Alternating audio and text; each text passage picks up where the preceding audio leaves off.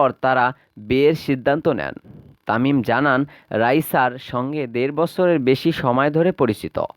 পরে আমাদের সম্পর্কটা ভালো লাগাই গড়ায়, কিন্তু পরিচয় ও সম্পর্কের কথা এতদিন গোপন রেখেছিলেন। চেয়েছিলেন বিয়ে করেই সবাইকে জানাবেন। তার মধ্যে ব্যক্তিগত বিষয়টি নিজে আগে সামনে আনেননি। দুজন দুজনকে পছন্দ করতেন। পরে পারিবারিকভাবেই তাদের বিয়ের আয়োজন করা হয়। তিনি বলেন, আজ 2 পরিবারের সদস্য নিয়েই আমাদের বিয়ে সম্পন্ন হলো।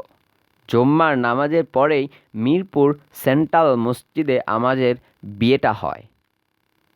2 পরিবারের সদস্যর নিকট আত্মীয়স্বজন ও বন্ধুবান্ধব উপস্থিত ছিলেন বলে জানান তামিম।